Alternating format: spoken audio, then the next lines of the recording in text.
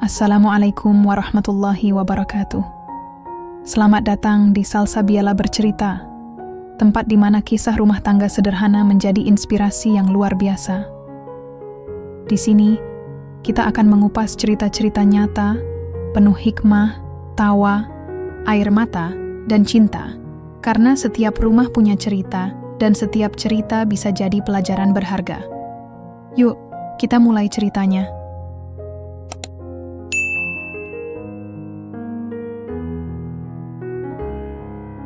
Hujan deras mengguyur kota hari itu. Langit kelabu, seperti perasaanku yang mulai retak. Aku duduk di ruang tamu, sambil melihat hujan yang tak kunjung reda. Di depanku, Andi sedang asyik main game di laptopnya, sementara aku hanya bisa memandang punggungnya tanpa suara. Aku tahu, beberapa hari lagi akan ada acara besar keluarga besar suami. Acara tahunan mereka yang selalu ramai dan mewah. Biasanya, setiap anggota keluarga datang lengkap bersama pasangan. Tapi kali ini aku yakin, aku tidak akan diajak. Dan benar saja. Saat Andi selesai main game, dia menutup laptopnya, lalu berkata, dengan datar, "Aku ke pesta keluarga minggu depan." Aku mengangguk pelan. "Iya, aku tahu. Kapan berangkatnya?" Andi diam sejenak. Lalu ia menjawab, "Nggak usah ikut aja. Nanti kamu pasti canggung sendirian. Lagian, banyak orang penting juga di sana. Kamu nggak bakal nyambung." Kalimat itu menusuk hatiku, seperti biasa. Tapi kali ini, rasanya lebih sakit. Entah kenapa. Aku mencoba tersenyum. "Oh, iya. Kalau kamu bilang gitu, ya aku nggak apa-apa kok." Padahal di dalam hati, aku ingin sekali bertanya, "Kenapa kamu selalu meremehkanku? Kenapa kamu nggak percaya kalau aku bisa berbaur?" Tapi aku tetap diam, tidak protes, tidak marah, hanya senyum tipis dan anggukan, karena sudah biasa. Awal penolakan ini bukan pertama kalinya aku ditolak ikut ke acara keluarganya. Setiap kali ada pesta besar, ulang tahun mertua, atau pertemuan keluarga, aku selalu tidak diajak. Alasannya selalu sama, aku belum pantas, belum siap, atau nanti malah jadi beban. Pernah sekali, aku nekat bertanya, "Aku salah apa sampai kamu nggak pernah ajak aku?" Dia cuma jawab, "Bukan salah-salahan. Cuma, kamu beda lingkungan sama keluargaku. Aku takut kamu nggak nyaman." Aku tahu maksudnya. Dia takut aku malu-maluin. Takut aku salah bicara, salah makan, salah pakai baju. Takut aku jadi bahan olokan. Mereka yang paling menyakitkan, kadang-kadang dia malah bercerita tentang acara itu setelah pulang. Foto-foto, cerita lucu, obrolan seru. Seolah-olah aku memang bukan bagian dari hidupnya. Aku hanya bisa mendengarkan, tersenyum, lalu pura-pura tertawa. Padahal di dalam, aku menangis. Masa lalu yang mulai terlupakan dulu, saat masih pacaran, Andi tidak seperti ini. Dia sangat peduli padaku. Bahkan bangga punya pacar sepertiku. Katanya, aku wanita yang punya visi, punya impian, dan punya semangat tinggi. Aku ingat waktu itu kita sama-sama kuliah sambil kerja part-time. Aku jualan produk skincare online. Dia jadi freelance desain grafis. Kami saling dukung, saling percaya, sampai akhirnya kami menikah, dan segalanya berubah. Setelah menikah, Andi mulai sibuk dengan karier barunya. Dia bekerja di sebuah perusahaan besar, sedangkan aku, karena permintaannya, akhirnya berhenti kerja untuk fokus di rumah. Dia bilang, nanti dia akan kasih hidup yang layak. Aku percaya. Tapi ternyata, yang dia kasih bukan hidup yang layak, melainkan hidup yang penuh penolakan, pengabaian, dan rasa rendah diri. Pertemuan dengan mertua pertama kali ketemu mertua, aku masih punya harapan besar. Aku pikir, meskipun Andi mulai berubah, setidaknya keluarganya bisa menerimaku. Nyatanya, mereka langsung menilai dari cara aku berpakaian, logatku yang agak campuran, hingga cara aku makan. Aku tahu mereka mengecilkan mata saat melihat aku. "Mertua, ibu bahkan pernah bilang, anak gua kalau nikah ya harus yang dari keluarga mapan." Aku hanya bisa tersenyum. Padahal di dalam, aku ingin sekali berkata, "Saya bukan dari keluarga mapan, Tapi saya punya usaha sendiri. Saya punya uang sendiri. Tapi aku diam. Aku pikir, jika aku sabar, suatu hari mereka akan menerimaku. Ternyata, kesabaran hanya membuat mereka semakin sombong. Titik kekecewaan aku mulai merasa lelah. Bukan lelah fisik, tapi lelah secara emosional. Setiap hari, aku merasa seperti tidak ada artinya. Seperti aku hanya hiasan di rumah ini. Istri yang cantik di foto, tapi tidak ada di hati. Aku pernah bilang ke Andi, aku capek jadi istri yang nggak pernah diajak. Aku capek jadi istri yang selalu dianggap kurang ini itu. Dia jawab, sabar aja. Biar aku yang cari uang. Kamu urus rumah aja. Itu udah tugas istri. Aku mau marah tapi aku tahan. Aku sadar, kalau aku marah dia akan cuek. Dan kalau aku diam, dia akan tetap cuek juga. Jadi buat apa marah? Malam itu, hujan masih turun. Aku duduk di balkon belakang rumah, melihat langit gelap. Aku tarik napas panjang, lalu buka ponselku. Aku lihat foto lama waktu aku masih aktif di bisnis. Dulu, waktu itu aku punya tim kecil, punya stand di mall, punya omset lumayan. Aku bahkan pernah dapat liputan di media lokal. Tapi semua itu berakhir saat aku menikah. Aku tersenyum melihat foto itu. Senyum yang penuh nostalgia. Dan entah kenapa, malam itu, sesuatu mulai berubah dalam diriku. Aku mulai berpikir, aku nggak boleh begini terus. Aku nggak bisa terus-terusan jadi istri yang diremehkan. Aku nggak bisa biarkan diriku tenggelam dalam rasa rendah diri. Aku harus bangkit. Aku harus tunjukkan pada mereka bahwa aku bukan wanita lemah yang bisa direndahkan. Begitu saja. Rencana mulai tercetus, aku mulai menyusun rencana diam-diam. Aku tahu, acara keluarga besar itu akan diadakan di gedung megah milik keluarga besar mereka. Gedung yang selalu dipakai untuk acara-acara besar. Gedung yang menurut mereka adalah simbol status sosial.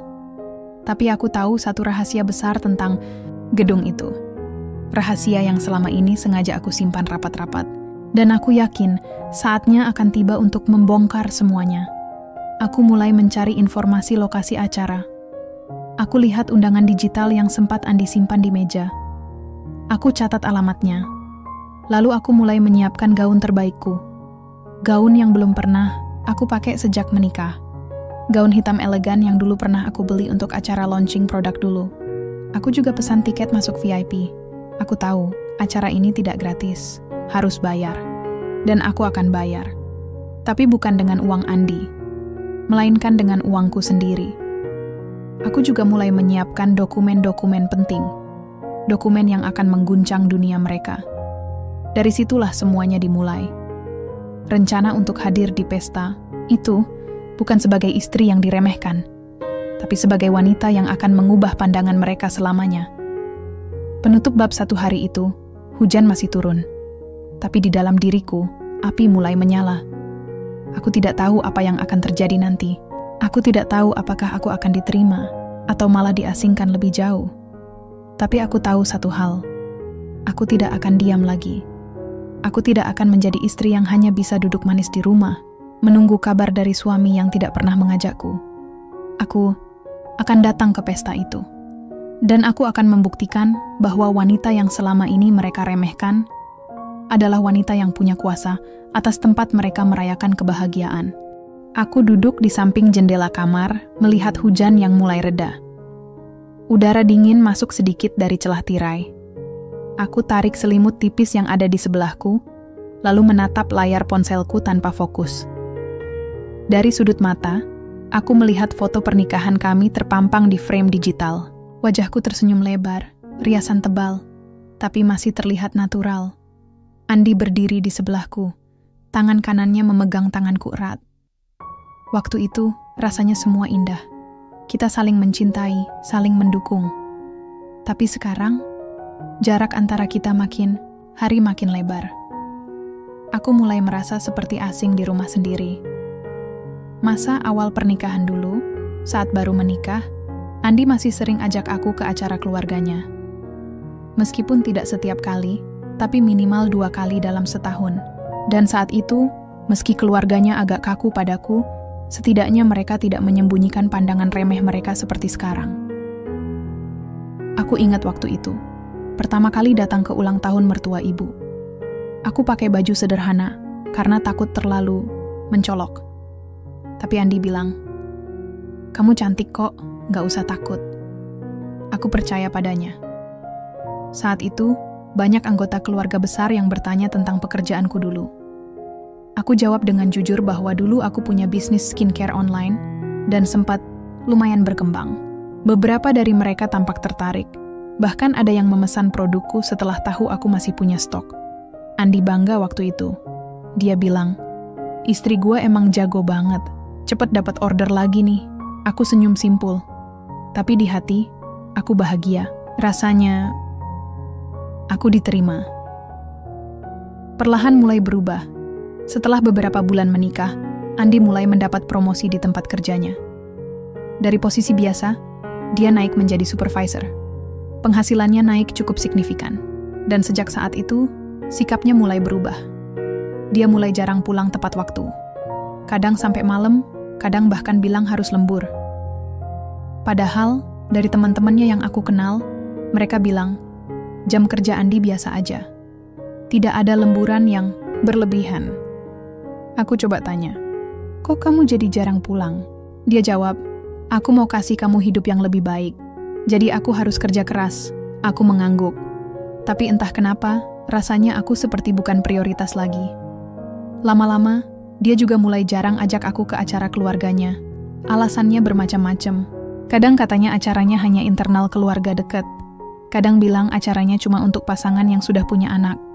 Padahal, kami belum punya anak bukan karena aku tidak ingin, tapi karena kami sepakat menunda dulu untuk fokus pada karier dan finansial.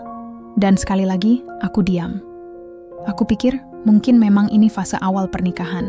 Semua pasangan pasti melewati masa begini. Tapi ternyata, fase itu tidak pernah berakhir. Perlakuan.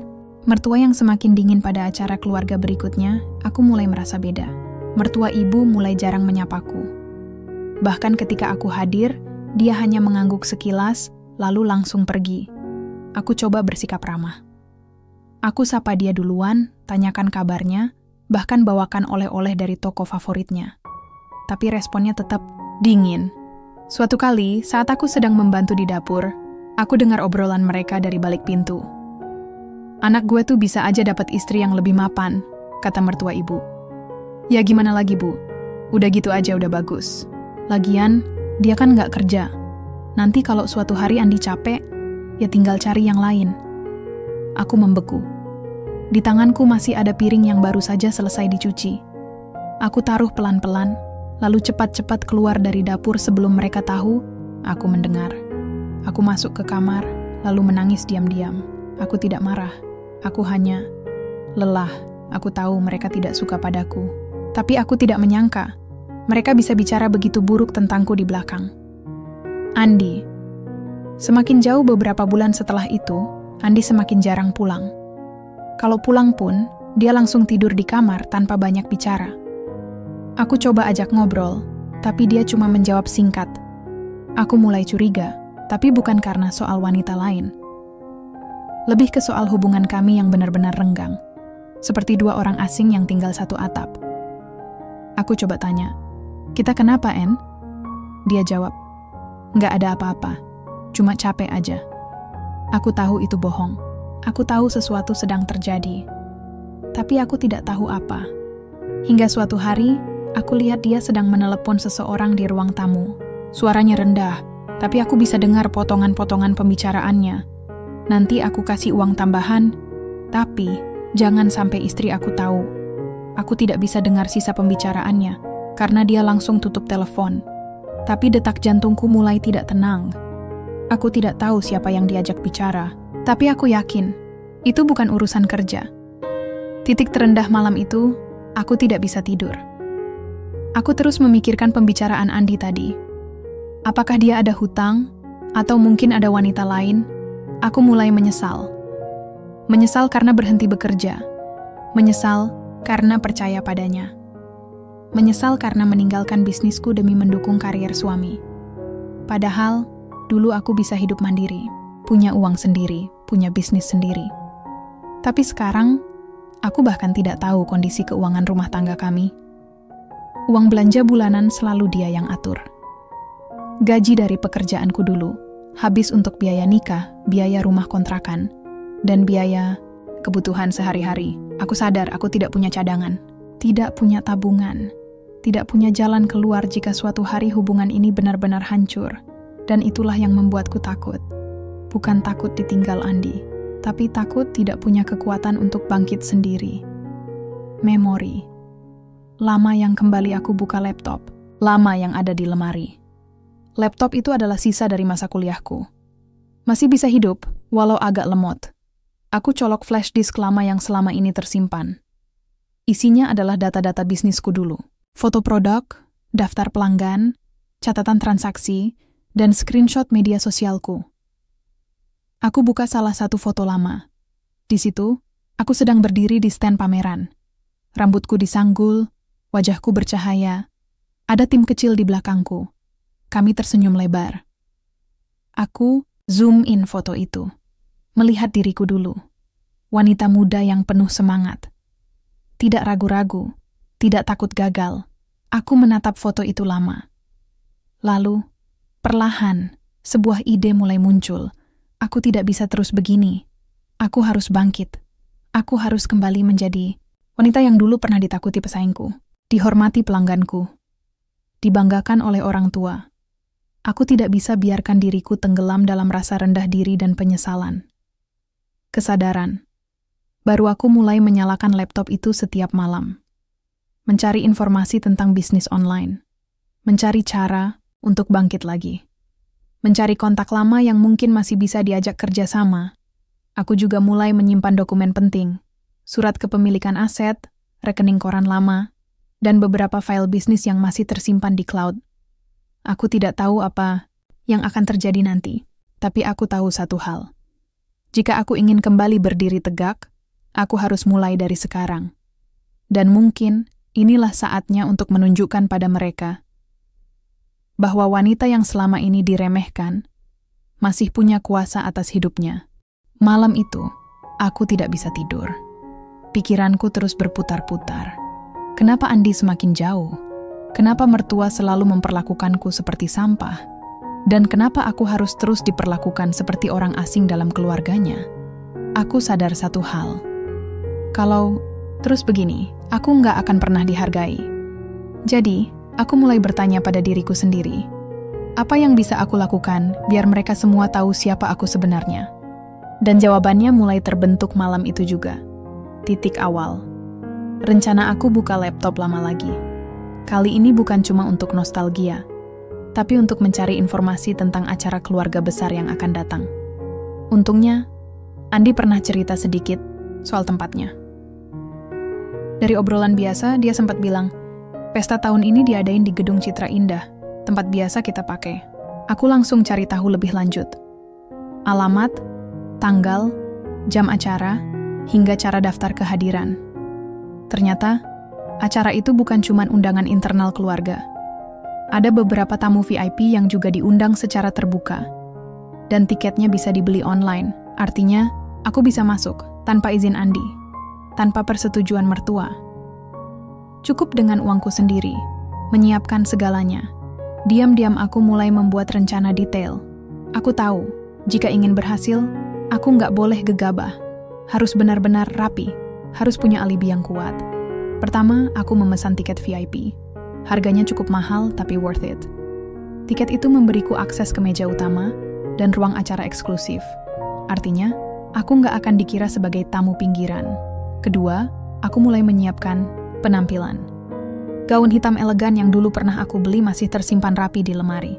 Aku bawa ke tukang jahit untuk disetrika ulang dan sedikit dimodifikasi agar lebih pas. Aku juga pesan jasa makeup artis profesional. Bukan makeup biasa tapi yang serius. Biar tampil beda dari versi rumahan yang selama ini mereka lihat. Aku juga sewa mobil lewat aplikasi. Biar nggak perlu repot minta antar Andi. Biar mereka tahu, aku bisa datang sendiri, dengan kendaraan sendiri. Semua aku atur sendiri. Diam-diam. Tanpa sepatah kata pun pada Andi. Uangku sendiri aku tahu. Andi pasti akan heran kalau tiba-tiba aku punya uang untuk semua ini. jadi aku mulai mengatur strategi finansial. Beberapa bulan sebelumnya, aku sudah mulai menyisihkan uang belanja bulanan. Setiap bulan, Andi kasih uang belanja 2 juta. Aku usahakan hemat, jadi setiap bulan selalu ada sisa. Selain itu, aku juga mulai coba bangkitkan bisnisku. Meskipun belum aktif penuh, tapi aku sudah kontak beberapa supplier lama. Bahkan ada yang mau kerja sama lagi jika aku bersedia produksi ulang produk lama. Jadi, uang pembelian tiket, gaun, dan jasa makeup itu bukan dari uang Andi. Itu semua hasil kerja kerasku sendiri, dan itu membuatku merasa hidup lagi. Dokumen rahasia, tapi rencana ini nggak hanya soal penampilan. Aku juga mulai menyiapkan dokumen penting.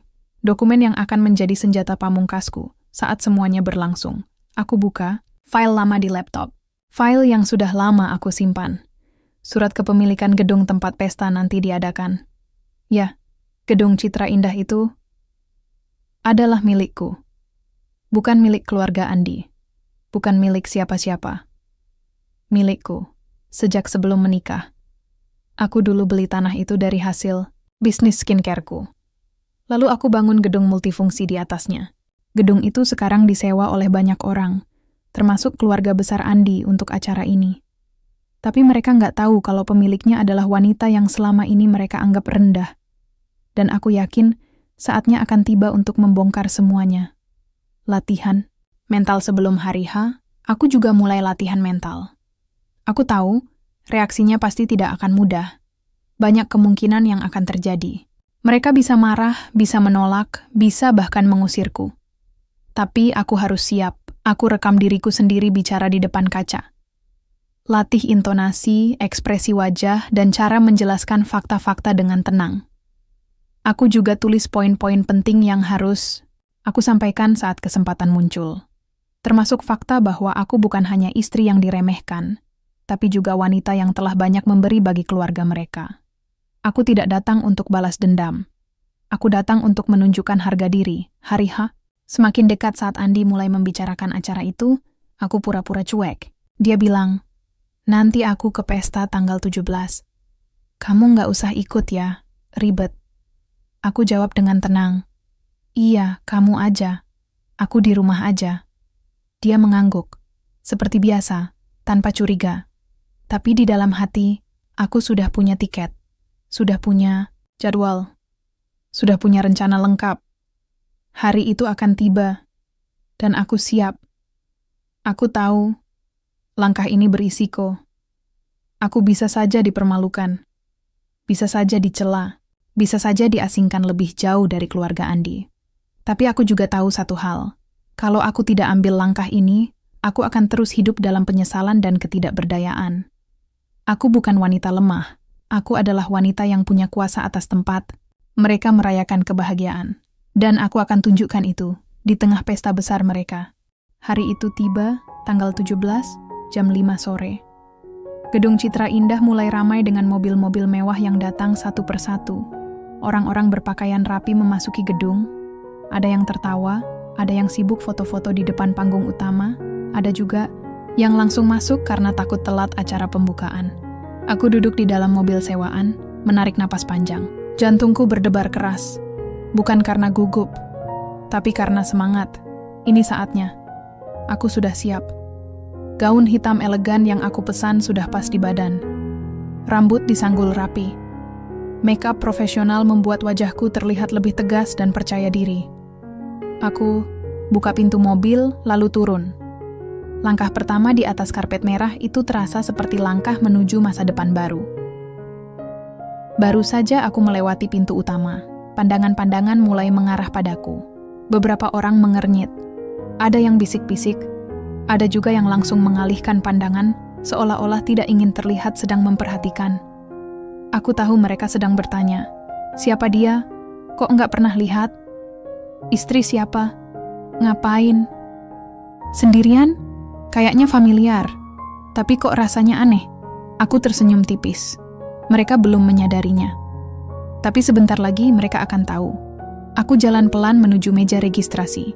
Petugasnya tampak ramah, tapi begitu aku bilang nama lengkapku, ekspresi wajahnya berubah. Istri Andi, aku angguk. Ya, Dia langsung bicara pelan-pelan.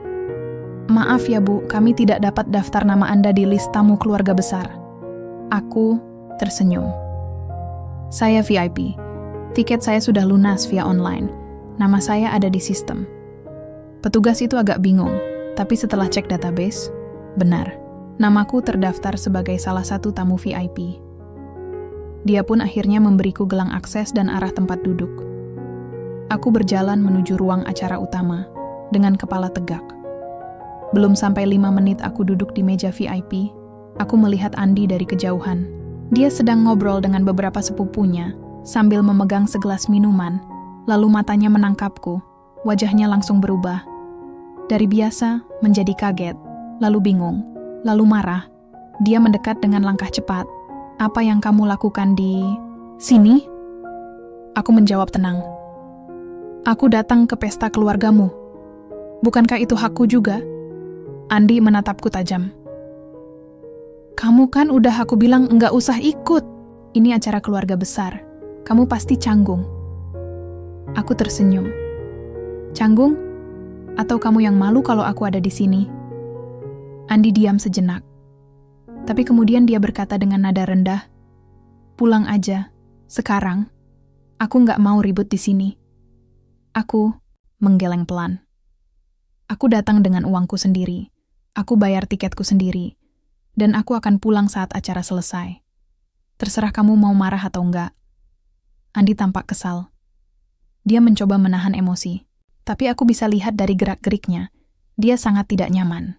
Dan itu bagus. Karena aku juga selama ini tidak pernah nyaman. Beberapa menit setelah itu, mertua ibu datang. Dia duduk di meja utama bersama keluarga besar lainnya. Begitu melihatku, ekspresi wajahnya langsung dingin. "Andi, istri kamu kok di sini?" "Aku kan udah bilang, dia nggak usah ikut," katanya dengan nada tinggi. Aku menjawab duluan. "Saya beli tiket sendiri. Saya bukan datang karena izin kalian." Mertua ibu menatapku tajam. "Jadi kamu nekat?" Aku tersenyum. "Saya datang untuk menunjukkan bahwa saya bukan wanita lemah yang bisa diremehkan begitu saja."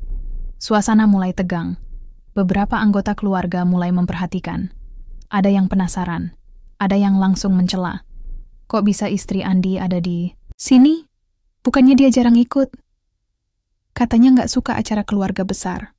Kenapa sekarang malah muncul? Aku tidak peduli. Biarkan mereka berbisik. Biarkan mereka meremehkan. Karena aku tahu, nanti semua akan berubah." Aku duduk dengan tenang, menikmati hidangan yang disajikan. Sesekali aku jawab pertanyaan orang. Ya, yang penasaran dengan sopan dan santai. Aku tidak marahi siapa-siapa. Aku tidak cari masalah. Aku hanya hadir sebagai bagian dari acara ini. Sebagai wanita yang selama ini diremehkan, sebagai istri yang selama ini diabaikan, tapi juga sebagai pemilik gedung ini. Dan aku yakin saatnya akan tiba untuk membongkar semuanya. Aku duduk di meja VIP, menikmati hidangan dengan tenang. Di sekelilingku, orang-orang terus memperhatikan. Ada yang langsung mengalihkan pandangan begitu ketahuan sedang menatapku. Ada juga yang masih penasaran, tapi mencoba pura-pura sibuk ngobrol sama temannya. Aku tahu mereka sedang membicarakan aku. Siapa sih dia? Kok bisa dapat tempat di meja VIP? Istri Andi ya? Loh, bukannya dia jarang ikut acara keluarga besar? Kayaknya lagi cari perhatian kali. Tapi aku diam saja. Aku tidak marahi mereka. Aku tidak protes. Aku hanya fokus pada diriku sendiri. Karena aku tahu, semua bisikan itu akan berubah nanti. Saatnya belum tiba. Jadi untuk sekarang, aku biarkan saja mereka berbisik. Andi duduk di meja sebelah bersama sepupu-sepupunya. Dia tampak tidak nyaman. Sesekali dia menoleh ke arahku, lalu menggeleng pelan. Beberapa kali dia mencoba mendekat, tapi setiap kali itu juga dia langsung pergi lagi karena aku tidak meresponsnya dengan emosi. Aku tidak menunjukkan kalau aku takut atau malu. Aku hanya tersenyum tipis, lalu melanjutkan makan seperti biasa. "Apa kamu nggak sadar kalau kamu jadi bahan pembicaraan orang?" Katanya kesal saat akhirnya dia benar-benar datang mendekatiku. Aku angkat bahu. Kalau mereka ngomongin aku, itu urusan mereka. bukan urusanku. Dia mendengus. Kamu ini kenapa sih? Aku kan udah bilang nggak usah ikut. Kamu pasti canggung sendirian. Aku balik menatap matanya. Canggung? Atau kamu yang malu punya istri yang selama ini kamu anggap rendah? Andi diam. Wajahnya berubah. Tapi dia tidak menjawab. Hanya berjalan pergi lagi. Belum lama Andi pergi, mertua ibu datang. Dia duduk di meja depan, tepat menghadap ke panggung utama. Begitu melihatku, ekspresinya langsung dingin. Andi, panggilnya keras. Kenapa istri kamu ada di sini? Bukannya kamu bilang dia nggak ikut? Andi tidak menjawab. Tapi mertua ibu langsung berdiri dan mendekat ke meja kami. Aku nggak bilang apa-apa ya, katanya sambil menatapku. Tapi kamu ini kok seenaknya datang sendiri? Ini acara keluarga besar, bukan acara umum. Aku tersenyum. Ibu, saya beli tiket sendiri. Dan tiket ini memberi saya hak untuk hadir. Sama seperti tamu lainnya. Mertua ibu mendengus. Tapi kamu kan jarang ikut. Jadi rasanya aneh aja lihat kamu di sini. Aku tetap tenang. Iya, saya jarang ikut. Bukan karena saya tidak ingin, tapi karena selama ini saya tidak diajak. Wajah mertua ibu mulai merah.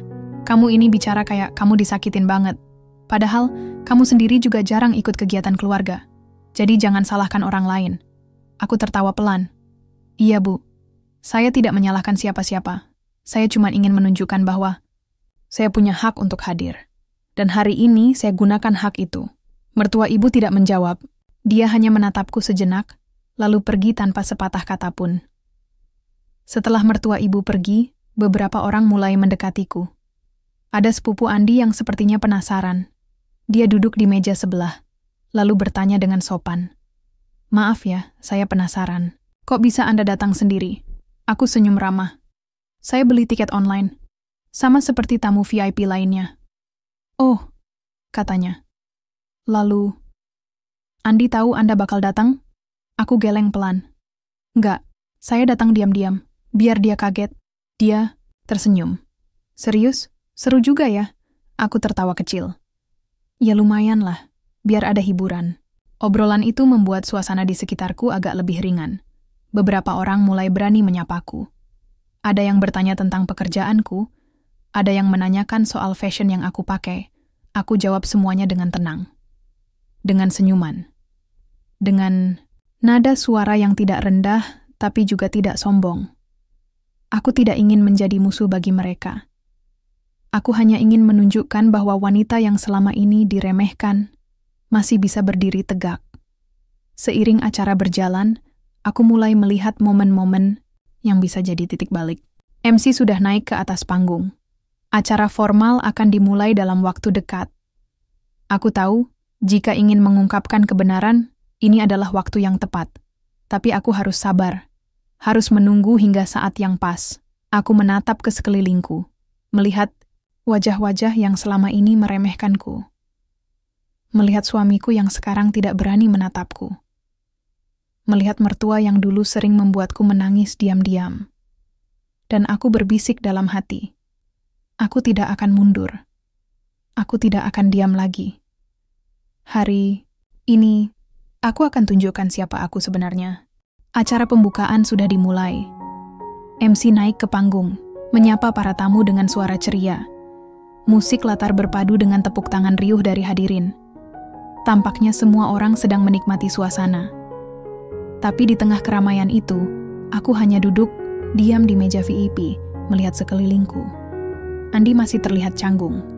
Mertua ibu sibuk ngobrol dengan keluarga besar lainnya. Beberapa sepupu Andi sesekali melirik ke arahku, tapi langsung mengalihkan pandangan begitu ketahuan. Aku tahu, mereka masih meragukan kehadiranku. Aku tahu, mereka masih menganggapku sebagai istri biasa yang datang tanpa izin. Padahal, aku adalah wanita yang punya kuasa atas tempat mereka merayakan kebahagiaan hari ini. Dan saatnya hampir tiba. Setelah sesi sambutan dari ketua keluarga besar selesai, MC memberikan kesempatan kepada tamu undangan untuk menyampaikan ucapan singkat jika ada yang ingin bicara. Beberapa orang maju. Ada yang ucap selamat ulang tahun pada mertua. Ada yang sekadar memberi ucapan syukur karena bisa berkumpul lagi. Saat itulah aku bangkit dari kursiku. Langkahku mantap menuju panggung. Beberapa orang mulai menoleh.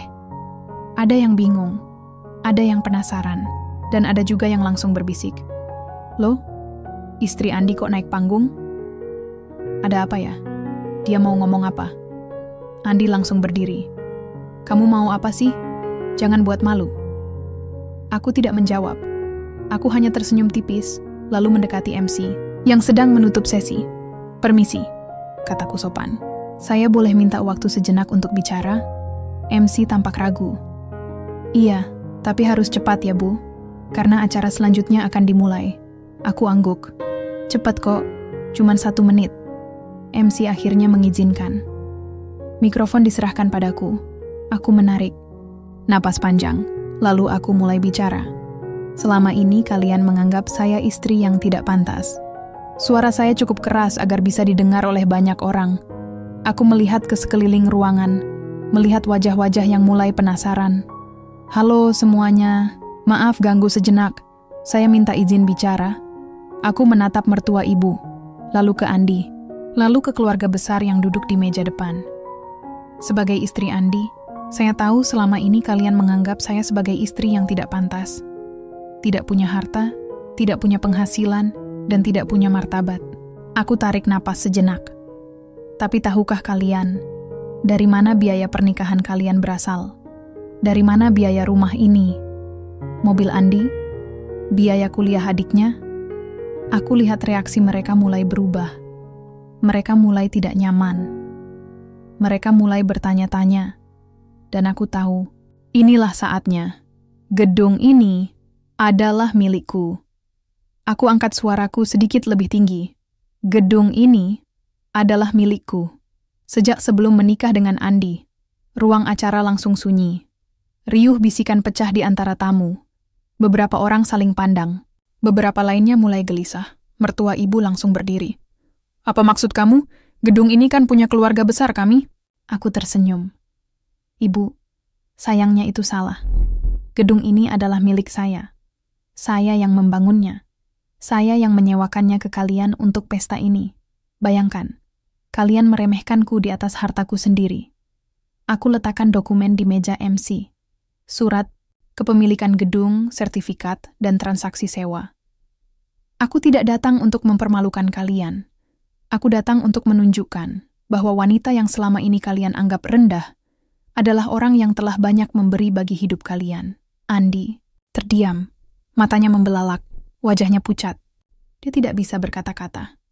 Mertua ibu tampak sangat terkejut. Bahkan beberapa sepupu Andi mulai berbisik-bisik dengan nada tidak percaya. Seriusan? Gedung ini milik dia? Jadi selama ini kita bayar sewa ke siapa? Jadi selama ini kita remehin pemilik gedung? Aku melihat reaksi mereka dengan tenang. Aku tidak marahi mereka. Aku tidak ejek mereka. Aku hanya ingin mereka tahu kebenaran. Dan kebenaran itu baru saja mulai terbongkar. Ruang acara benar-benar hening setelah aku menyatakan bahwa gedung ini adalah milikku. Tidak ada tepuk tangan. Tidak ada reaksi spontan. Hanya pandangan kaget, bingung, dan tak percaya dari seluruh tamu undangan. MC di panggung langsung mundur perlahan, memberi ruang bagiku untuk melanjutkan. Dia juga tampak syok, tapi mencoba menjaga sikap profesional. Aku mengambil napas panjang. Jantungku masih berdebar kencang. Tapi kali ini bukan karena gugup, melainkan karena semangat. Karena akhirnya, rahasia besar itu terbongkar. Dan semua orang di sini harus mendengarnya sampai selesai. Gedung ini milikku sejak lama. Aku angkat mikrofon sedikit lebih tinggi. Saya ulangi sekali lagi. Gedung ini adalah milik saya. Aku lihat Andi masih terdiam di tempat duduknya. Wajahnya pucat, matanya membelalak. Dia seperti tidak bisa memproses informasi yang baru saja ia dengar. Saya beli tanah ini 5 tahun lalu. Uangnya dari hasil bisnis saya sebelum menikah dengan Andi. Saya bangun gedung ini sendiri. Saya kelola sebagai tempat event, konferensi, dan pesta besar. Aku tarik napas sejenak. Dan kalian, semua yang ada di sini hari ini, kalian sedang merayakan kebahagiaan di atas hartaku. Riuh bisikan mulai pecah di antara hadirin. Ada yang saling pandang, ada yang mulai gelisah. Beberapa sepupu Andi mulai berbisik keras. Jadi selama ini kita bayar sewa ke siapa? Dia seriusan? Gedung ini punya istri Andi? Kok bisa? Nggak ada yang tahu? Aku tidak peduli dengan bisikan mereka. Aku fokus pada mertua ibu, yang sekarang sudah berdiri tegak, wajahnya penuh penolakan. Kamu nggak usah bercanda di sini, katanya dengan nada tinggi. Gedung ini kan punya keluarga kami yang beli dari pemilik sebelumnya. Aku tersenyum tipis. Ibu, maaf ya, tapi itu salah. Saya adalah pemilik asli gedung ini, dan saya yang menyewakannya ke keluarga Anda untuk pesta hari ini. Aku angkat dokumen dari meja MC. Ini surat kepemilikan resmi, ini sertifikat tanah, dan ini transaksi penyewaan yang ditandatangani oleh pengurus keluarga Anda bulan lalu. Aku letakkan dokumen-dokumen itu di atas meja. Mertua ibu maju cepat dan mulai membacanya. Alisnya semakin mengerut. Wajahnya mulai berubah. Lalu dia menatapku lagi. Kali ini dengan raut wajah yang berbeda. Tidak marah, tapi syok. Selama ini kalian anggap saya orang rendahan. Aku turun dari panggung dan mulai berjalan ke tengah-tengah ruangan. Aku ingin semua orang bisa melihatku. Ingin semua orang bisa mendengarkanku. Aku datang ke sini bukan untuk membuat malu kalian. Aku datang untuk menunjukkan satu hal. Bahwa wanita yang selama ini kalian remehkan adalah wanita yang punya kuasa atas tempat kalian merayakan kebahagiaan hari ini. Aku lihat beberapa orang mulai tertunduk. Beberapa lainnya mulai gelisah. Beberapa sepupu Andi bahkan mulai meninggalkan tempat duduknya. Entah karena malu atau tidak tahan dengan situasi. Aku lanjutkan. Kalian selama ini menganggapku sebagai istri yang tidak pantas. Istri yang tidak punya harta. Istri yang tidak punya penghasilan. Istri yang hanya hidup dari uang keluarga suami. Aku tatap mata mertua ibu. Padahal sebenarnya, kalian lah yang selama ini hidup dari uangku. Aku diam sejenak, lalu berkata pelan tapi jelas. Bayangkan, kalian meremehkanku, mencela perkataanku, bahkan meragukan nilai diriku, padahal uang yang kalian pakai untuk pesta ini adalah uangku. Biaya nikahmu pun dari hartaku. Mataku kemudian beralih ke Andi. Dia masih belum bergerak dari tempat duduknya. Wajahnya kosong, tapi matanya berkaca-kaca. Aku mendekatinya perlahan. Andi, kamu pasti heran ya. Kamu selama ini bilang kalau kamu yang cari uang, dan aku cuma urus rumah. Kamu bilang aku nggak punya penghasilan. Tapi tahukah kamu, dari mana biaya pernikahan kita dulu berasal? Aku tarik napas.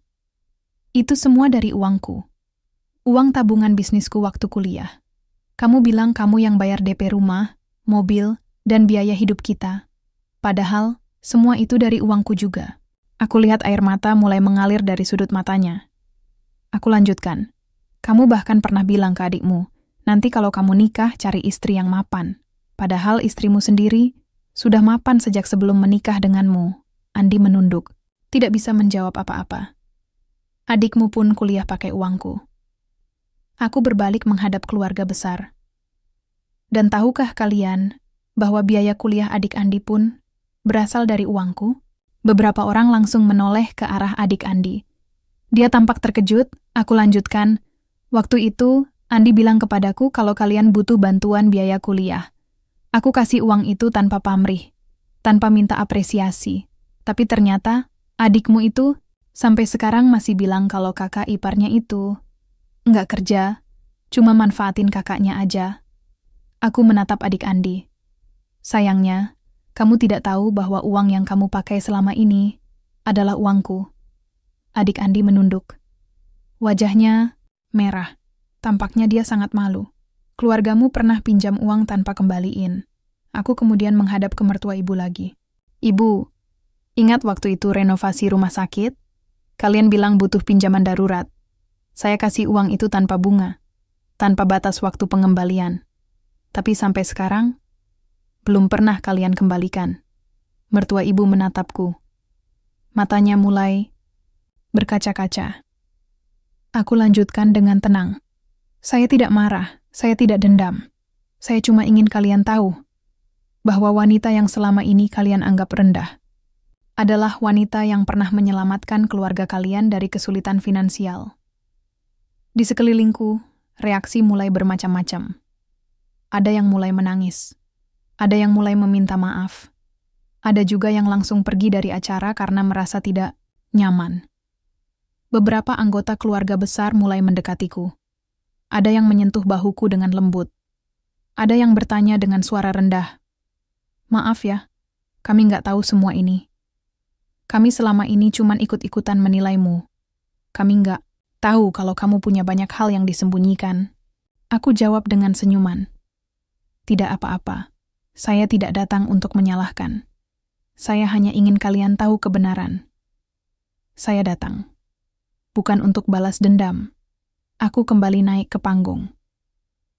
Mikrofon masih di tanganku. Aku ingin semua orang bisa mendengar sampai selesai. Aku datang ke sini bukan untuk balas dendam. Bukan untuk membuat kalian malu. Tapi aku datang untuk menegaskan satu hal. Bahwa wanita yang selama ini kalian anggap lemah bisa saja mempermalukan kalian secara publik. Aku diam sejenak, lalu lanjutkan. Tapi saya memilih untuk bicara dengan tenang, dengan kepala tegak. Agar kalian tahu bahwa harga diri saya tidak bisa diremehkan oleh siapapun. Aku menatap Andi lagi. Termasuk kamu, aku turun dari panggung. Langkahku mantap, hatiku ringan. Untuk pertama kalinya dalam bertahun-tahun, aku merasa hidup lagi. Aku tahu, setelah ini, hubungan kami tidak akan sama lagi. Aku tahu, mungkin keluarga besar ini akan butuh waktu untuk menerima semua ini. Tapi, aku juga tahu satu hal. Bahwa hari ini, aku berhasil membuktikan sesuatu. Bahwa aku bukan wanita lemah. Bahwa aku bukan istri yang bisa direndahkan begitu saja. Bahwa aku adalah wanita yang punya kuasa atas tempat mereka merayakan kebahagiaan, dan aku akan terus berdiri tegak, kapanpun, dimanapun. Ruang acara masih dalam suasana tegang. Riuh bisikan terus mengisi ruangan. Beberapa orang saling pandang, mencoba memproses informasi yang baru saja mereka dengar. Tapi di tengah semua itu, aku tetap tenang. Bahkan lebih tenang dari sebelumnya. Karena akhirnya, mereka tahu siapa aku sebenarnya. Dan sekarang, saatnya mereka menghadapi kenyataan. Andi bangkit dari kursinya. Langkahnya agak goyah. Dia mendekatiku perlahan, seperti ragu-ragu. Aku nggak tahu kalau semua ini dari kamu, katanya, pelan. Selama ini aku pikir. Ia diam sejenak, lalu menarik napas dalam. Aku pikir kamu cuma istri rumahan yang hidup dari uang keluargaku. Aku tersenyum tipis. Itu karena kamu nggak pernah mau dengarkan aku. Setiap kali aku coba bilang sesuatu, kamu tutup telinga. Setiap kali aku protes, kamu anggap drama murahan. Andi menunduk. Wajahnya penuh penyesalan. Kenapa kamu nggak pernah kasih tahu aku? Kenapa kamu biarkan aku berpikir begitu lama? Aku menjawab dengan tenang. Aku pernah bilang, tapi kamu nggak percaya. Kamu selalu lebih percaya sama keluargamu daripada sama aku. Aku lihat matanya berkaca-kaca. Aku bukan lagi wanita lemah yang bisa kamu remehkan, Andi. Aku adalah wanita yang punya kuasa atas tempat kita berdiri sekarang. Saat Andi mundur, mertua ibu datang mendekat. Langkahnya gemetar. Wajahnya tampak sangat tua hari ini. Dia berdiri di depanku. Diam sejenak. Lalu, ibu minta maaf, katanya dengan suara serak. Ibu nggak tahu kalau kamu punya banyak hal yang disembunyikan. Aku memandangnya dengan tenang. Ibu, saya nggak menyembunyikan apa-apa. Saya hanya tidak dipercaya. Setiap kali saya coba bicara, saya malah dicela. Jadi ya, saya diam saja. Mertua ibu menangis. Air mata jatuh satu persatu dari pipinya. Ibu meremehkanmu. Ibu membuatmu merasa rendah. Dan ternyata, kamu justru orang yang pernah menyelamatkan kami. Aku menghela napas. Saya nggak marah, Bu. Saya juga nggak dendam. Saya cuma ingin kalian tahu bahwa wanita yang selama ini kalian anggap rendah adalah wanita yang punya harga diri tinggi. Beberapa sepupu Andi mulai mendekat. Salah satunya, Vira, bertanya dengan suara rendah. Maaf ya, kami selama ini ikut-ikutan menilaimu buruk. Kami nggak tahu kalau kamu punya banyak hal. Aku tersenyum. Nggak apa-apa, kalian kan cuma ikut arus. Tapi sekarang sudah tahu kebenarannya, ya sudah cukup. Vira mengangguk. Jadi selama ini kita bayar sewa ke kamu? Aku angguk. Ya, gedung ini milikku. Dan semua transaksi penyewaan dilakukan langsung oleh pengurus keluarga besar kalian bulan lalu. Vira menatapku dengan pandangan beda. Jadi, selama ini kita meremehkan pemilik gedung? Aku tertawa kecil. Sepertinya iya. Adik Andi, Rina, datang mendekat. Wajahnya penuh penyesalan. Maafin aku ya, katanya dengan suara pelan. Aku pernah bilang ke teman-teman kalau kakak, iparku itu nggak kerja, cuman manfaatin kakakku aja. Aku menghela napas. Kamu nggak tahu fakta sebenarnya, jadi saya nggak marah. Tapi saya harap kamu nggak sembarangan bicara tentang orang lain tanpa tahu dulu ceritanya. Rina menunduk. Iya, aku janji nggak akan ulangi lagi. Aku tepuk bahumu pelan. Bagus. Sekarang kamu tahu siapa aku sebenarnya. Dan semoga kamu belajar dari sini. Beberapa anggota keluarga besar mulai mendekat. Ada yang menjabat tanganku. Ada yang menyentuh bahuku dengan lembut.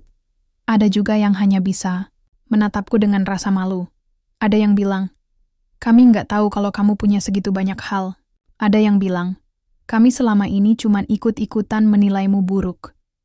Dan ada juga yang langsung pergi dari acara. Mungkin karena merasa tidak nyaman. Aku tidak menyalahkan mereka. Aku hanya ingin mereka tahu satu hal, bahwa aku bukan wanita, lemah. Bahwa aku bukan istri yang bisa diremehkan. Bahwa aku adalah wanita yang punya kuasa atas tempat mereka merayakan kebahagiaan hari ini. Setelah beberapa saat, aku naik lagi ke panggung. MC memberiku mikrofon lagi. Aku ingin semua orang mendengar. Aku nggak datang ke sini supaya kalian hormat padaku karena harta.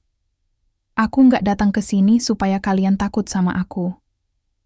Aku lihat hadirin diam mendengarkan. Aku datang ke sini supaya kalian tahu bahwa wanita yang selama ini kalian anggap rendah, punya harga diri tinggi, punya martabat, dan punya kuasa atas hidupnya sendiri. Aku tarik napas sejenak. Jadi mulai sekarang, tolong jangan pernah lagi menilai seseorang hanya dari cara dia berpakaian, logat bicaranya, atau cara makannya. Karena kalian nggak pernah tahu siapa sebenarnya orang itu. Aku turun dari panggung. Langkahku mantap, hatiku ringan. Untuk pertama kalinya dalam bertahun-tahun, aku merasa hidup lagi. Ini bukan hanya soal uang. Aku berjalan menuju meja VIP, tempat aku duduk sejak awal. Di sana beberapa tamu VIP lainnya mulai mendekat. Mereka tampak penasaran. Salah satu dari mereka, seorang wanita paruh baya, bertanya dengan sopan. Maaf ya, tapi saya penasaran. Kalau kamu memang punya harta dan usaha besar, kenapa kamu rela jadi istri yang diabaikan selama ini? Aku tersenyum. Pertanyaan bagus. Aku tarik napas sejenak. Sebagai wanita, kita sering kali mengorbankan diri demi orang yang kita cintai. Saya dulu percaya pada cinta, percaya pada komitmen, percaya bahwa suami akan melindungi dan menghargai istri. Aku melanjutkan, tapi ternyata cinta tidak cukup kalau tidak disertai penghargaan. Komitmen tidak berarti kalau tidak dihargai. Dan sayangnya, saya baru sadar itu setelah bertahun-tahun. Wanita itu mengangguk. Jadi kamu nggak dendam sama mereka? Aku geleng pelan. Enggak. Saya cuma ingin mereka tahu bahwa wanita yang selama ini mereka anggap rendah punya kuasa atas hidupnya sendiri. Keluargamu lebih percaya pada dusta. Aku kembali menghadap Andi. Matanya masih berkaca-kaca. Andi, tahukah? Kenapa kamu bisa sampai seperti ini? Dia menggeleng pelan. Karena kamu lebih percaya pada dusta daripada pada fakta. Kamu lebih percaya pada omongan keluargamu daripada pada istri sendiri. Kamu lebih percaya pada penampilan daripada pada isi hati. Aku menatap matanya lurus. Dan itu membuatmu kehilangan istri yang sebenarnya punya segalanya. Andi tidak bisa menjawab, hanya menunduk. Aku lanjutkan. Aku bukan datang untuk balas dendam. Aku cuma ingin kamu tahu bahwa wanita yang kamu anggap tidak pantas punya kuasa atas tempat kalian merayakan kebahagiaan hari ini.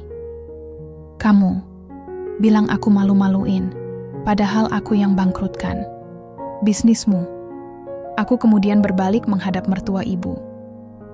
Bu, tahukah ibu kenapa bisnis Andi sempat bangkrut tahun lalu? Mertua ibu menatapku bingung, aku lanjutkan. Karena ibu dan keluarga besar yang menyarankan dia investasi di bisnis yang salah. Dan saya waktu itu sudah coba bilang kalau itu risiko tinggi. Tapi nggak ada yang dengerin saya. Aku tarik napas. Lalu ketika bisnis itu gagal, siapa yang bantu Andi bangkit lagi? Aku jawab sendiri. Saya. Dengan uang saya. Dengan tabungan lama yang saya simpan. Mertua ibu terdiam. Wajahnya penuh penyesalan. Aku tersenyum. Jadi jangan heran kalau Andi bisa bangkit lagi. Karena ada saya di belakangnya. Meskipun selama ini saya diabaikan. Kamu bilang aku canggung, padahal aku yang bikin kalian terlihat eksklusif. Aku kemudian menghadap sepupu Andi yang sering sekali mengomentari penampilanku. Kamu pernah bilang ke Andi kalau aku canggung. Kalau aku nggak nyambung sama keluarga besar. Bahkan pernah bilang kalau aku pasti bikin malu kalau ikut acara keluarga. Aku tersenyum. Tapi tahukah kamu, kalau desainer gaun yang dipakai keluarga besar kalian untuk pesta ini adalah tim eksklusifku dulu? Aku lihat ekspresi wajahnya berubah. Kamu bilang aku canggung, padahal gaya berpakaian keluarga besar kalian adalah hasil karya tim saya dulu. Aku lanjutkan. Jadi, jangan heran kalau penampilan kalian hari ini terlihat eksklusif, karena itu semua hasil kerja saya. Kamu bilang aku tidak punya penghasilan, padahal aku yang biayai acara ini. Aku kembali menghadap mertua ibu. Bu, tahukah ibu dari mana biaya catering, dekorasi, dan semua perlengkapan acara ini berasal? Dia menggeleng pelan. Aku tersenyum. Semua itu dari uang saya. Saya menyewakan gedung ini kepada keluarga besar kalian. Dan saya juga mensponsori beberapa vendor yang digunakan di acara ini. Aku lanjutkan. Jadi sebenarnya, tanpa saya, acara ini tidak akan bisa terlaksana. Mertua ibu menatapku dengan pandangan beda. Jadi selama ini, kita semua hidup dari uangmu? Aku angguk. Ya, termasuk biaya renovasi rumah sakit kalian. Termasuk biaya kuliah adik Andi. Termasuk biaya DP rumah kalian dulu. Aku diam sejenak. Dan selama ini, kalian malah meremehkanku. Aku bukan wanita lemah. Aku menatap semua orang di ruangan itu. Aku bukan wanita lemah. Aku bukan istri yang bisa diremehkan. Aku bukan wanita yang tidak punya harga diri. Aku adalah wanita yang punya kuasa atas tempat kalian merayakan kebahagiaan hari ini. Aku adalah wanita yang pernah menyelamatkan keluarga kalian dari kesulitan finansial. Aku adalah wanita yang punya bisnis sendiri, punya aset sendiri, punya rekening sendiri. Aku adalah wanita yang tidak butuh persetujuan siapapun untuk datang ke acara ini. Aku adalah wanita yang punya dokumen resmi yang membuktikan semua ini. Aku adalah wanita yang punya hati yang tidak pernah menyerah. Aku adalah wanita yang hari ini akhirnya menunjukkan siapa aku sebenarnya. Aku tahu setelah ini, hubungan kami tidak akan sama lagi. Aku tahu, mungkin keluarga besar ini akan butuh waktu untuk menerima semua ini. Tapi aku juga tahu satu hal, bahwa hari ini aku berhasil membuktikan sesuatu. Bahwa aku bukan wanita lemah. Bahwa aku bukan istri yang bisa direndahkan begitu saja. Bahwa aku adalah wanita yang punya kuasa atas tempat mereka merayakan kebahagiaan. Dan aku akan terus berdiri tegak, kapanpun, dimanapun. Pesta sudah usai. Keluarga besar mulai berpencar. Ada yang langsung pulang tanpa pamit. Ada yang masih saling bisik-bisik, dan ada juga yang mencoba menyapaku dengan hati-hati. Aku duduk sendirian di meja VIP, melihat ke sekeliling ruangan. Gedung, citra indah yang megah itu mulai sepi. Staf sedang membersihkan sisa acara. Tapi bagi aku, gedung ini bukan hanya tempat pesta. Ini adalah simbol perjuanganku. Dan malam ini adalah malam terakhir aku sebagai istri Andi. Aku meninggalkan rumah. Setelah semua orang pulang, aku naik ke mobil sewaan yang sudah menunggu di luar. Aku tidak bilang apa-apa pada Andi. Dia hanya menatapku diam-diam, mungkin masih belum bisa memproses semuanya. Besok pagi, aku akan kembali ke rumah. Tapi hanya untuk mengambil barang-barangku. Aku sudah putuskan, aku tidak akan tinggal bersamanya lagi. Aku sudah hubungi teman baikku, Rani, yang punya apartemen kosong. Ia menawarkan tempat tinggal sementara sampai aku bisa mengatur segalanya sendiri. Kamu yakin? Tanyanya saat aku cerita tentang rencana ini. Aku tersenyum. Sekarang, iya. Aku yakin.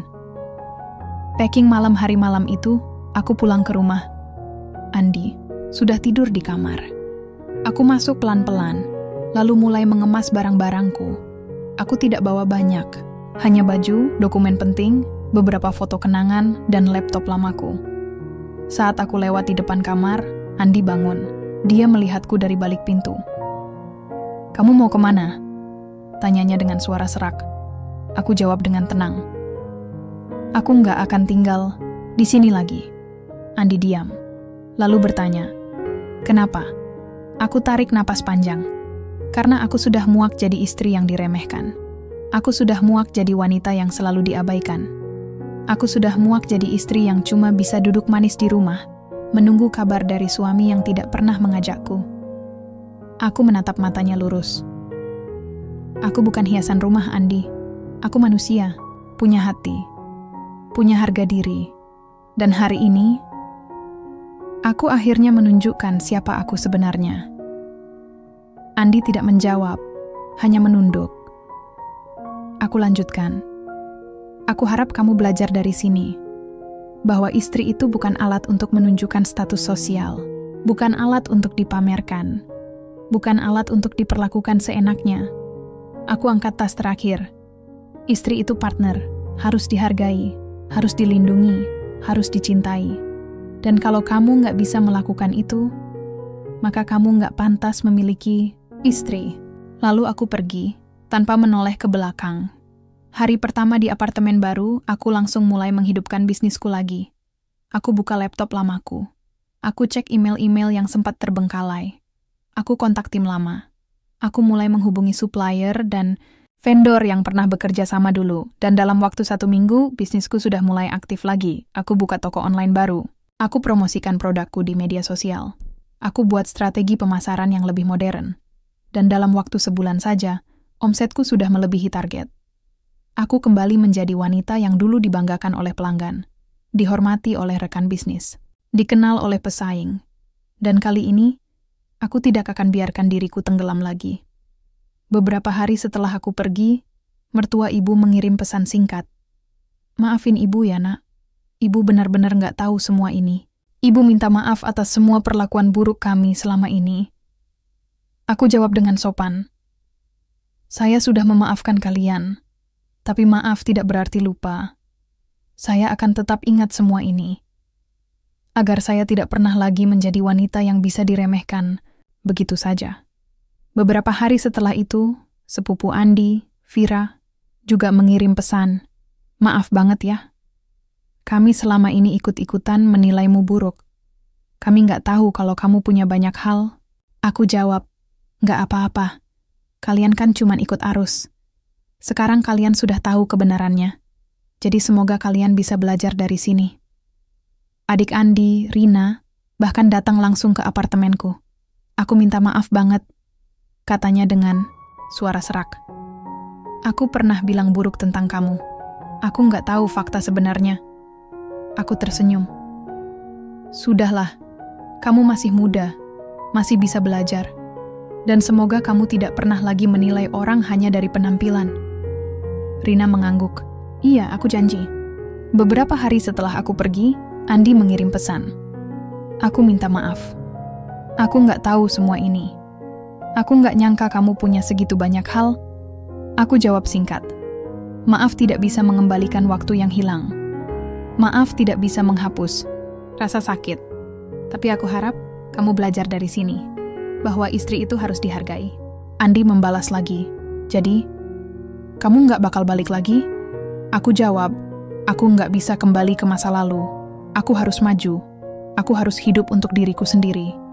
Aku harus bangun lagi dari nol.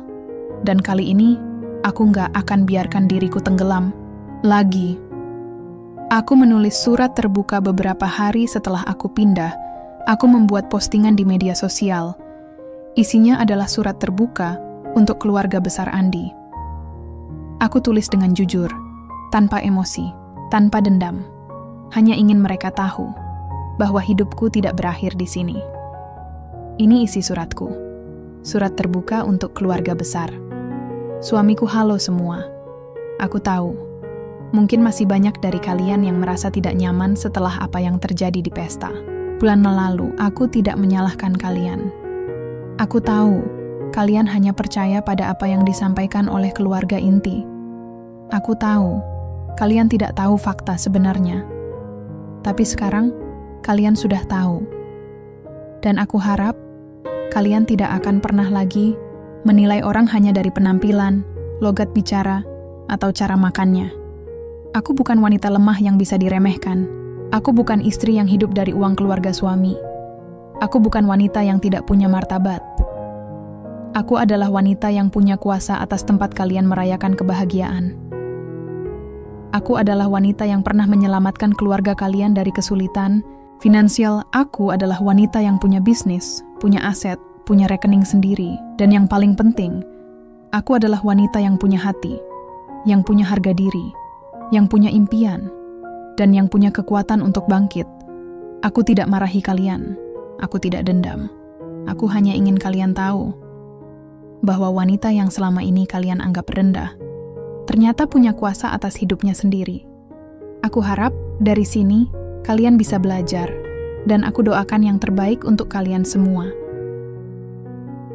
Salam hormat. Aku postingan itu viral di kalangan keluarga besar. Beberapa orang membalas dengan permintaan maaf. Beberapa lainnya hanya diam. Tapi yang pasti, semua orang sudah tahu siapa aku sebenarnya. Dengan modal awal dari tabungan lama dan hasil bisnis yang mulai kembali stabil, aku mulai bangun kembali. Aku daftarkan ulang merek skincare lama yang pernah aku miliki. Aku bangun tim baru. Aku mulai kolaborasi dengan influencer lokal. Dan dalam waktu 2 bulan saja, bisnisku sudah mulai berkembang pesat. Aku juga mulai buka cabang kedai kopi kecil di dekat apartemenku. Tempat itu bukan hanya tempat bisnis, tapi juga tempatku menemui diriku sendiri. Tempatku kembali menjadi wanita yang percaya diri. Tempatku kembali menjadi wanita yang dihargai. Di sana, aku bertemu dengan banyak orang baru. Pelanggan setia, partner kerja, sahabat baru. Orang-orang yang menghargai aku apa adanya, tanpa prasangka, tanpa remehan, tanpa pandangan rendah. Dan untuk pertama kalinya dalam bertahun-tahun, aku merasa hidup lagi. Beberapa bulan berlalu, aku mulai sibuk dengan bisnisku. Aku jarang sekali mendengar kabar dari Andi. Mertua ibu pernah mengirim pesan sekali, tapi aku tidak membalas. Bukan karena aku dendam, tapi karena aku sadar, hidupku tidak akan sama lagi. Aku tidak menyesal meninggalkan rumah itu. Aku tidak menyesal membangun hidup baru. Aku tidak menyesal menjadi wanita yang punya kuasa atas hidupku sendiri. Aku menatap cermin suatu pagi, lalu tersenyum. Wanita di dalam cermin itu bukan lagi wanita yang mudah diremehkan. Wanita itu adalah wanita yang bangkit dari abu. Wanita yang berdiri tegak. Wanita yang punya harga diri tinggi. Dan wanita itu adalah aku. Aku tahu hidupku tidak akan pernah kembali seperti dulu. Aku tahu hubunganku dengan Andi dan keluarganya mungkin tidak akan pernah pulih sepenuhnya. Tapi aku juga tahu satu hal, bahwa aku berhasil. Aku berhasil membuktikan bahwa wanita yang selama ini diremehkan masih bisa bangkit, masih bisa menang, masih bisa hidup mandiri. Aku bukan lagi istri yang diabaikan. Aku bukan lagi wanita yang diremehkan. Aku adalah wanita yang punya kuasa atas hidupku sendiri. Dan aku akan terus berdiri tegak selamanya. Jadi, inilah akhir dari perjalananku. Sebuah perjalanan yang penuh luka, pengorbanan, dan akhirnya kemenangan. Aku bukan lagi wanita yang bisa diremehkan. Aku bukan lagi istri yang hidup dari uang orang lain. Aku adalah wanita yang punya harga diri tinggi, dan aku berani membuktikannya di tengah pesta besar mereka. Kalau kamu merasa tersentuh dengan ceritaku hari ini, jangan ragu untuk tekan tombol like, bagikan ke teman-temanmu, dan jangan lupa klik subscribe supaya kamu nggak ketinggalan cerita-cerita terbaru dari Salsabiela Bercerita. Jangan lupa kunjungi video-video lain di channel Salsabiela Bercerita, di mana setiap cerita punya ruang untuk hidup, menyentuh hati, dan menginspirasi jiwa. Terima kasih sudah menemani hari-harimu dengan cerita ini. Sampai jumpa di video berikutnya hanya di Salsabiela Bercerita.